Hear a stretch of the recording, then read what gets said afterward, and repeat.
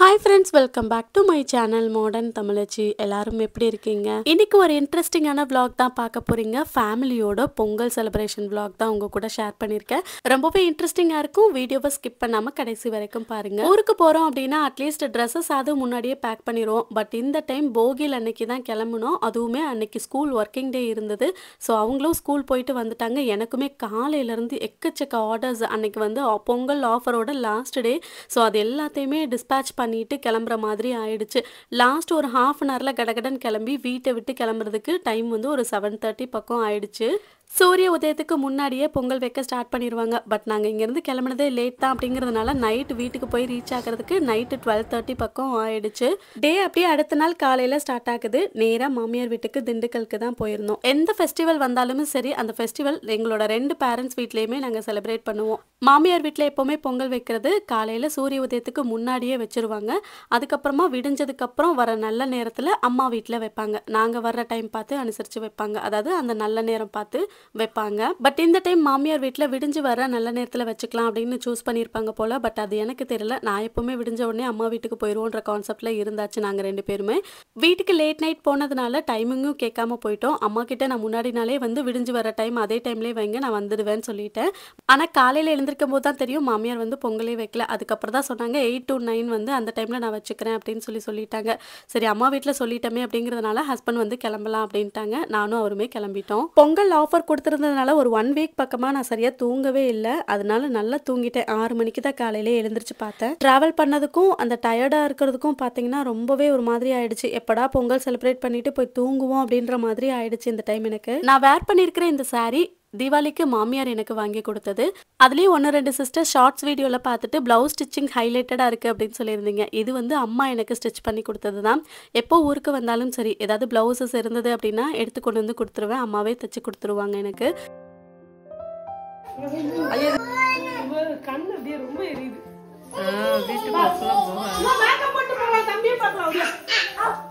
தூக்கி வச்சுக்கிட்டாண்டி யாரு பாரு. மம்மி எங்க இருக்கேன் அதுல, மம்மி எங்க இருக்கேன் கிருஷ்ணன், மம்மி எங்க இருக்கேன் அதுல.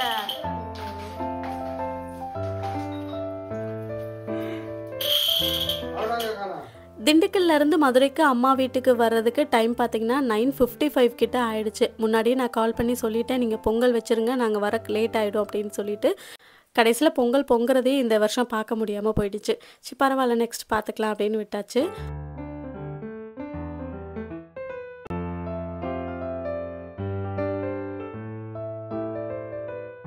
யூஸ்வலாக அம்மாவுமே சூரியன் வர்றதுக்கு முன்னாடியே ஒரு 4 மணி 4:30 மணிக்கே பொங்கல் எப்போவுமே வச்சுருவாங்க என்னோட கல்யாணத்துக்கு முன்னாடி வரைக்கும். அப்புறம் கல்யாணம் ஆனதுக்கப்புறமா நான் வந்து அங்கேயும் செலிப்ரேட் பண்ணிவிட்டு இங்கேயும் வர்றேன் அப்படிங்கிறதுனால நான் வர்ற டைம் பார்த்து விடிஞ்சு நல்ல நேரம் பார்த்து வைப்பாங்க. என்னோட அம்மாவோட நேட்டிவ் வந்து தஞ்சாவூர் முறைப்படி தான் சூரிய பொங்கல் தான் வைப்பாங்க, கிராமத்து முறைப்படி. ஸோ ரெட்டை பொங்கல், ஒன்று வெண்பொங்கல், ஒன்று சக்கரை பொங்கல் அப்படின்னு வைப்பாங்க. ஸோ அது எல்லாமே வந்து பழைய விலாகில் நிறைய நான் ஷேர் பண்ணியிருப்பேன். சப்போஸ் தெரிஞ்சுக்கணும்னா அந்த வீடியோ பார்த்து செக் பண்ணிக்கோங்க.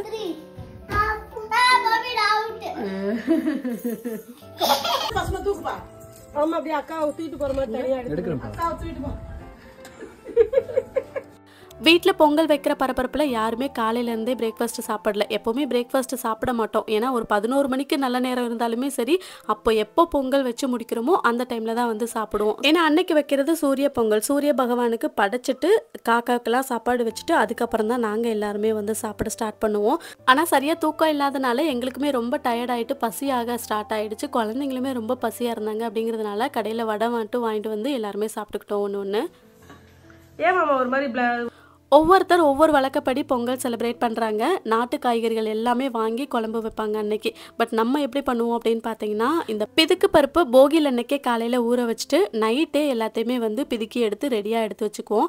அடுத்த நாள் காலையில் குக் பண்ணும்போது பிதுக்கு பருப்பு சாம்பார், பிதுக்கு பருப்பு பொரியல், அது ரெண்டுமே ரெடி பண்ணி வைப்பாங்க. அது சாஸ்திர முறைப்படி வைக்கணும்னு சொல்லுவாங்க.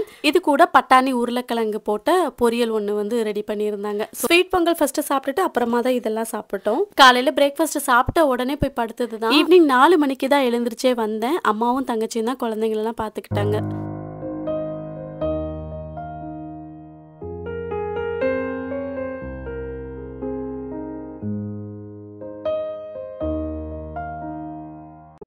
அப்படியே டே அடுத்த நாள் காலையில் ஸ்டார்ட் ஆகுது.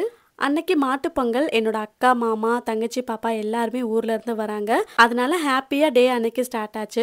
காலையிலே பார்த்தீங்கன்னா அம்மா நான்வெஜ்லாம் எடுத்துட்டு வந்துட்டாங்க. ஷார்ட்ஸ் வீடியோல சொல்லியிருந்தீங்க, பொங்கல் வைக்கிறப்போ நீங்க 2 பேரும் இருக்கீங்க அக்கா, தங்கச்சி. ஏன் உங்க பெரிய அக்கா மட்டும் வரல அப்படின்னு கேட்டிருந்தீங்க. அதுக்கு உண்மையான ரீசன் என்ன அப்படின்னு பார்த்தீங்கன்னா, அவங்களோட வழக்கப்படி வீட்ல வந்து சக்கரை பொங்கல் வைக்கவே கூடாது. பொங்கல்னு ஒன்று வச்சாலே அது குலதெய்வ கோவில்ல தான் வைக்கணும். அதுவுமே அந்த அன்னைக்கு தை 1 அன்னைக்கு மட்டும்தான் அந்த கோவில்ல வைப்பாங்க. அதனால அவங்க கோவிலுக்கு குலதெய்வ கோவிலுக்கு போயிடுவாங்க வருஷம். எப்போவுமே மறுநாள் அக்கா, தங்கச்சி எல்லாருமே சேர்ந்து ஒன்றா வந்து நான்வெஜ்லாம் சமைச்சு ஹாப்பியாக அன்னைக்கு டே வந்து போகும். அடுத்த நாளே எப்படி நான்வெஜ் செய்யலாமா அப்படின்னு கேட்பீங்க. ஒவ்வொருத்தர் ஒவ்வொரு வழக்கப்படி செய்வாங்க. அதே மாதிரி தான் நாங்கள் எப்போவுமே வருஷம் அடுத்த நாள் எடுத்துடுவோம். அவங்க எல்லாரும் வரதுக்குள்ளே பிரியாணிக்கு தேவையான வெங்காயம், தக்காளி, பச்சை மிளகாய் எல்லாமே கட் பண்ணி எடுத்து வச்சுட்டு சிக்கன் கிரேவிக்கு நல்லா ஃப்ரெஷ்ஷாக மசாலா எல்லாமே வறுத்து அரைச்சி போட்டு தான் ரெடி பண்ண போகிறோம். ஸோ அதுக்கான ப்ரிப்ரேஷனும் எல்லாமே ரெடியாக எடுத்து வச்சாச்சு. அதே மாதிரி ஒயிட் ரைஸ், ரசம், எல்லாம் ரைத்தா இது எல்லாமே வந்து நானே ரெடி பண்ணி வச்சுட்டேன் காலையிலேயே.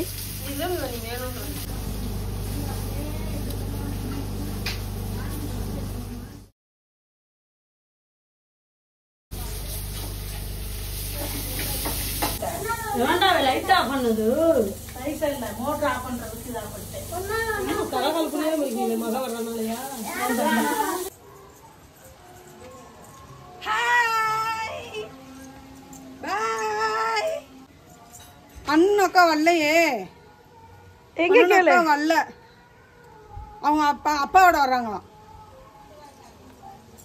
எங்கடாடி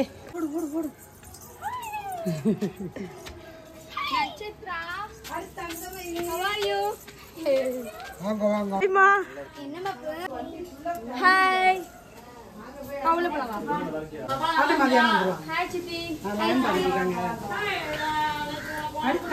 நம்ம சொந்தமாக இந்த பிஸ்னஸ்லாம் பண்ணுறதுனால பார்த்தீங்கன்னா அடிக்கடி அம்மா வீட்டுக்கு வர சான்ஸே இப்போல்லாம் இல்லை. முன்னாடிலாம் அடிக்கடி வருவோம். என்னோட லைஃப் ஸ்டைல் மாதிரி தான் அக்காவும் சொந்தமாக பிஸ்னஸ் பண்ணிகிட்டு இருக்காங்க. அவங்களாலேயும் அடிக்கடி வர முடியாது. பட் நாங்கள் எல்லாருமே ஒன்றா மீட் பண்ணுறது அப்படின்னா இந்த பொங்கல் ஃபெஸ்டிவல் தான். அதுலேயும் லாஸ்ட் இயர் தங்கச்சி இல்லாமல் போயிட்டா. ஏன்னா இந்த பொங்கல் ஹாலிடேயில் சென்னையிலேருந்து பஸ் ஏறி வரதே பெரிய விஷயம் அப்படின்றதுனால வரமாட்டேன்னுட்டா. ஸோ இந்த டைம் அவளும் இங்கே இருக்கிறதுனால பார்த்தீங்கன்னா ரொம்ப ஹாப்பியாக செலிப்ரேட் பண்ணோம். ரொம்ப ஜாலியாக போச்சு. மட்டன் பிரியாணி இன்னைக்கு அக்காவோட ஸ்டைலில் தான் ரெடி பண்ண போகிறோம். அம்மா அக்கா வீட்டுக்கு போயிருந்தப்போ ஒரு பிரியாணி ரெடி பண்ணி கொடுத்துருந்தாங்களாம். டேஸ்ட் சூப்பராக இருந்தது அப்படின்னு சொல்லியிருந்தாங்க. அதனால் எனக்கும் அதே பிரியாணி தான் வேணும் அப்படின்னு சொல்லி கேட்டிருந்தேன். அதனால் அக்கா வந்து தான் பிரியாணியே ரெடி பண்ணாங்க. கடாயில் தேவையான அளவு கடலெண்ணெய் மட்டும் சேர்த்துட்டு பிரிஞ்சி லீஃப், அப்புறம் வெங்காயம் வந்து ஒரு 4 வெங்காயத்தை நீலவாக்கில் கட் பண்ணியும் மீதி ஒரு 2 வெங்காயத்தை அரைச்சும் வந்து சேர்த்துருக்காங்க. அதே மாதிரி ஒரு 3 தக்காளி வந்து நீலவாக்கில் கட் பண்ணி சேர்த்து நல்லா வதக்கிட்டு அப்புறம் ஒரு 3 தக்காளி வந்து அரைச்சு சேர்த்துருக்காங்க. ஸோ இது எல்லாமே நல்லா எண்ணெய் பிரிஞ்சு வர்ற அளவுக்கு வதக்கி எடுத்துக்கணும்.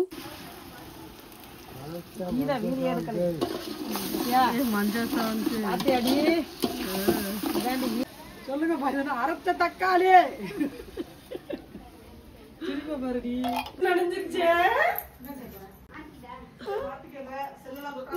பிரியாணிக்கு மசாலா ஃப்ரெஷ்ஷாக அரைச்சி சேர்த்துக்கிட்டாங்க.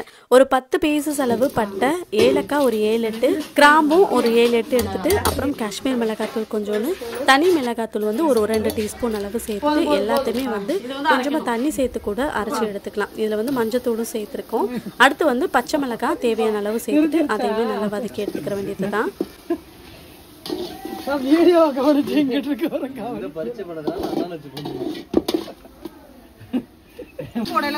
தக்காளி நல்லா வதங்கி எண்ணெய் பிரிஞ்சு வந்ததுக்கு அப்புறமா இஞ்சி பூண்டு பேஸ்ட் வந்து தேவையான அளவு சேர்த்துக்கணும். அக்கா வந்து ஒரு 3 டேபிள் ஸ்பூன் அளவு சேர்த்து நல்லா மிக்ஸ் பண்ணிட்டு அதோட பச்சை வாசனை போனதுக்கு அப்புறமா கொத்தமல்லி, புதினா இது எல்லாமே வந்து ஒரு கை அளவுக்கு வந்து சேர்த்து அதையும் நல்லா மிக்ஸ் பண்ணிக்கிற வேண்டியது தான். இதெல்லாம் ஓரளவு நல்லா வதங்கினதுக்கு அப்புறமா நம்ம ஃப்ரெஷ்ஷாக அரைச்சி வச்சிருக்கிற ஸ்பைசஸ் பவுடரையும் இது கூட சேர்த்துட்டு நல்லா மிக்ஸ் பண்ணிக்கிற வேண்டியது தான். மசாலா ஓரளவுக்கு நல்லா வதங்கினதுக்கு அப்புறமா தயிர் இது கூட சேர்த்துக்கலாம். சின்ன பேக்கெட் வந்து 2 பேக்கெட் அளவு சேர்த்துருக்காங்க. சுதா கறி எடுத்துட்டு வாப்பா.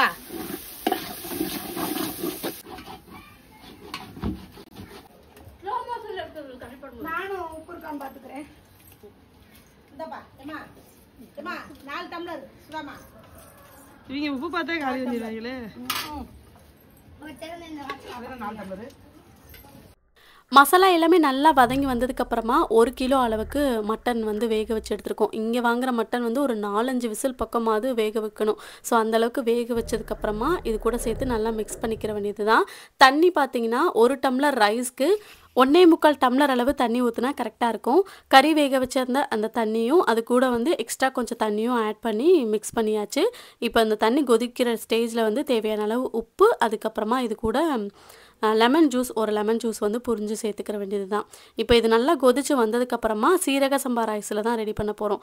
சீரக சம்பா ரைஸ் ஊற வச்சதை வந்து நம்ம சேர்த்துட்டு நல்லா கொதிக்க வச்சோன்னா தண்ணி ஓரளவுக்கு வற்றி வரும் இல்லையா, அந்த ஸ்டேஜில் நம்ம தம் போட்டு எடுத்து வச்சிட வேண்டியது தான்.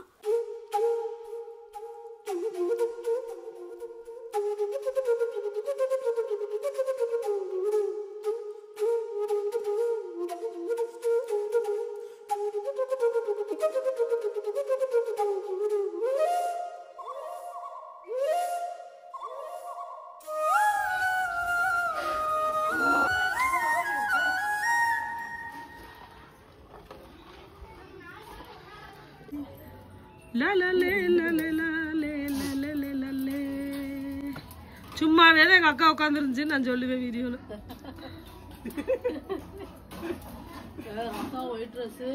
அதெல்லாம் நாங்க வீடியோ எடுக்கல இல்ல இல்ல அதெல்லாம் வீடியோ எடுக்கல இல்ல, அதனால யாருக்கும் தெரியாது. அதெல்லாம் வீடியோ எடுக்கல இல்ல, அதனால யாருக்கும் தெரியாது. கீழே வச்சு கூட பண்ணிக்கலாம். சரி சரி சரி அப்புறம் பாப்பா ரெடி ஆகலன்னா தம்ல வைக்க போறோம்.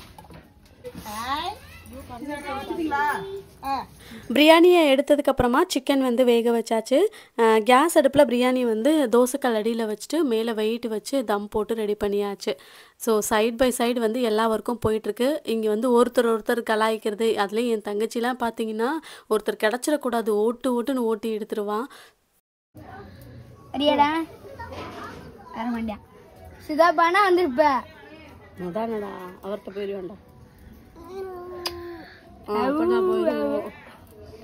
பேர் ஒரே மாதிரி பழனி ஆண்டவா.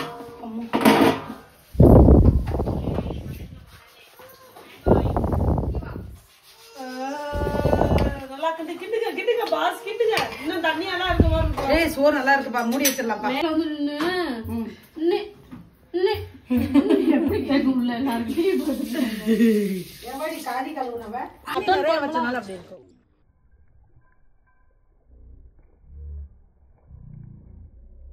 வெளியில் விறகடுப்பில் வச்சதுனால பார்த்தீங்கன்னா சமையல் வந்து ஒரு 45 மினிட்ஸ்லேயே சீக்கிரமாக முடிஞ்சுது, அந்தளவுக்கு வேகமாக முடிஞ்சுது.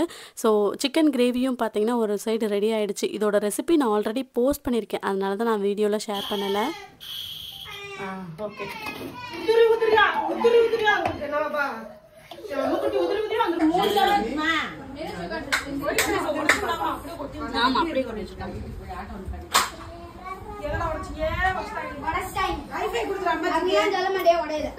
அவன் என்ன சாப்பிடுங்க அதெல்லாம் ஒண்ணு வேணாம், நான் வச்சுக்கிறேன். அது சாப்பிடலாம்.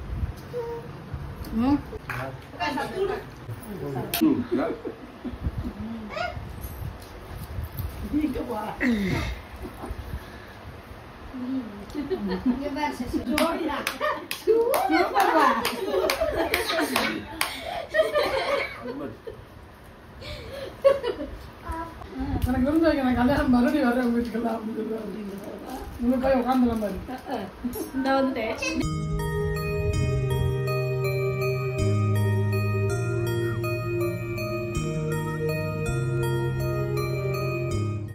ஃபேமிலியாக எல்லோரும் சேர்ந்து அரட்டை அடிச்சுட்டே சாப்பிட்டு முடிச்சுட்டு கொஞ்சம் நேரம் எல்லாம் ரெஸ்ட் எடுத்துகிட்டு இருந்தாங்க. ஹஸ்பண்ட் திடீர்னு வந்துட்டு வெளியில் போகலாமா அப்படின்னு சொல்லி கூப்பிட்டுட்டு இருந்தார். அதுக்கப்புறம் தான் கேட்டு பார்த்தா உங்கள் ஊரில் எங்கேயுமே ஐஸ்கிரீம் கிடைக்கல அப்படின்னு சொல்லி கிண்டல் பண்ணிகிட்டு இருந்தார். அப்புறம் கொஞ்சம் அவுட்டரில் பைபாஸில் இருக்கிற கடையில் தான் ஐஸ்கிரீம் இருந்தது. போய் அங்கே போய் வாங்கிட்டு வந்து குட்டீஸ் எல்லோரும் சேர்ந்து எல்லாருமே உட்காந்து ஒன்றா சாப்பிட்டுட்டு இருந்தோம்.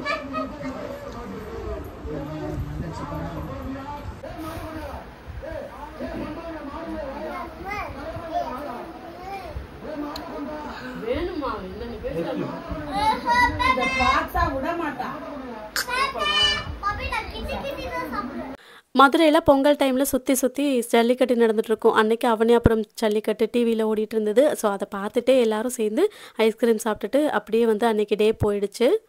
அப்படியே அடுத்த நாள் டே ஸ்டார்ட் ஆகுது. அன்னைக்கு என்னோட சித்தப்பா பொண்ணோட ஊரில் வந்து கெடா வெட்டு ஃபங்க்ஷன். எல்லாருமே வர சொல்லியிருந்தாங்க. அதனால ஃபேமிலியாக எல்லாருமே கிளம்பியாச்சு. பட் அக்காவும் மாமாவும் மட்டும் நேற்றுக்கு நைட்டே வந்து அவங்க வீட்டுக்கு போயிட்டாங்க. ஒரு முக்கியமான வேலை இருக்குது அப்படின்னு சொல்லிட்டு போயிட்டாங்க. பாப்பாவும் தம்பியும் மட்டும் விட்டுட்டு போயிட்டாங்க. அவங்க எல்லாருமே எங்கள் கூட இருந்தாங்க. ஸோ காலையில் எல்லாருமே எழுந்திரிச்சு கிளம்பியாச்சு.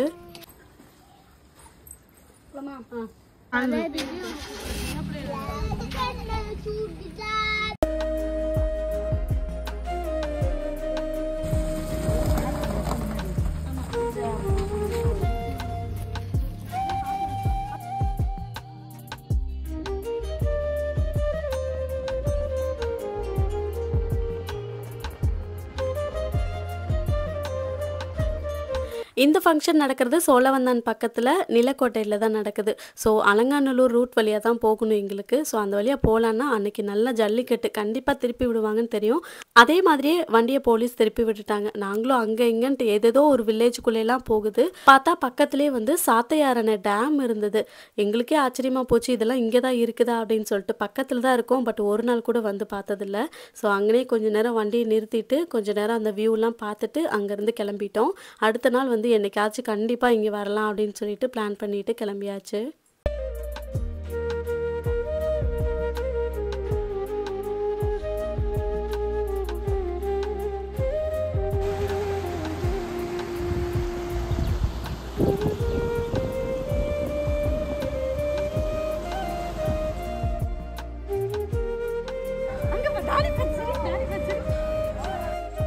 அங்கே இங்கேன்னு எல்லா பக்கமும் சுற்றிட்டு ஒரு வழியாக 11:30 போல் சித்தி பொண்ணோட ஊருக்கு வந்தாச்சு. இந்த ஏரியா ரொம்ப நல்லா இருந்தது. பக்கத்துலேயே தோப்பு. ஸோ தோப்பு பக்கத்துலேயே வீடு இருக்கிற மாதிரி இருந்ததுனால ஏரியா பார்க்குறதுக்கு ரொம்ப நல்லா இருந்தது. ஸோ வெளியில் கொஞ்சம் நேரம் ஃபோட்டோஸ்லாம் எடுத்துகிட்டு அதுக்கப்புறமா போயிட்டு கொஞ்சம் நேரம் எல்லாரோடையும் சேர்ந்து பேசிட்டு அரட்டை அடிச்சுட்டு இருந்தோம். கொஞ்ச நேரத்தில் என்னோட அக்கா மாமாவும் பைக்கில் வந்துட்டு இருந்தாங்க. ஸோ அவங்களுமே ரீச் ஆகிட்டாங்க. அதுக்கப்புறமா எல்லாரும் சேர்ந்து கோவில் பக்கத்துலேயே தான் எதிர்த்தாப்பில் தான் கோயிலில் போய் சாமியெல்லாம் கும்பிட்டுட்டு வீட்டுக்கு வந்து எல்லாருமே சேர்ந்து சாப்பிட்டோம். இங்கே இருக்க வழக்கப்படி பார்த்திங்கன்னா இந்த ஏரியாவில் இருக்கிற எல்லார் வீட்லேயுமே வந்து கெடா வெட்டுறாங்க அந்த சாமிக்காக. ஸோ எல்லாருமே அவங்கவுங்க உறவு முறையை கூப்பிட்டு வீட்டில் வந்து இந்த கெடா வெட்டு ஃபங்க்ஷன் மாதிரி வச்சு எல்லாருமே குடும்பமாக உட்காந்து அந்தந்த வீட்டில் வந்து செலிப்ரேட் பண்ணுறாங்க. ஸோ பார்க்குறதுக்கு கொஞ்சம் டிஃப்ரெண்ட்டாக இருந்தது. ஆனால் நம்ம ஃபேமிலியோடு சேர்ந்து எல்லாருமே மீட் பண்ணி பேசுனது ரொம்ப நல்லா இருந்தது. நாங்களும் எல்லோரும் போயிட்டு கோயிலுக்கு போய் சாமியெல்லாம் கும்பிட்டுட்டு வீட்டுக்கு வந்தோம். சாப்பாடு ரெடியாக இருந்தது. ஸோ அன்னைக்கு வந்து நல்ல ஒரு பிடிச்சாச்சு. மட்டன் குழம்பு, எலும்பு குழம்பு, மட்டன் கிரேவி அப்படின்னு சொல்லிட்டு ஒரே மட்டனாக தான் இருந்தது. எல்லாருமே நல்லா சாப்பிட்டு முடிச்சுட்டு அதுக்கப்புறமா வெளியில் கொஞ்சம் நேரம் உட்காந்து ரெஸ்ட் எடுத்துகிட்டு இருந்தோம்.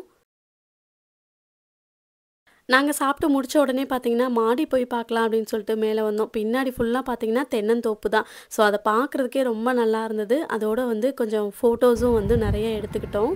அன்றைக்கி டே வந்து பார்த்திங்கன்னா ஒரு சூப்பரான மெமரபுளான டே தான். ஸோ அக்கா தங்கச்சி எல்லாருமே ரொம்ப நாள் கழித்து ஒன்றா சேர்ந்துருக்கோம். ஈவன் சித்தப்பா பொண்ணுங்களும் வந்து இந்த டைமில் தான் சேர்ந்து எல்லாருமே சேர்ந்து ஃபோட்டோ எடுத்துக்கிட்டோம். என்னோடய தங்கச்சியும் என்னோடய அக்கா பொண்ணும் நெத்தியில் வச்சுருக்க பொட்டை வச்சு ஊட்டி எல்லாரையுமே வந்து பயங்கரமாக அன்றைக்கி ஒரு வழி ஆக்கிட்டாங்க.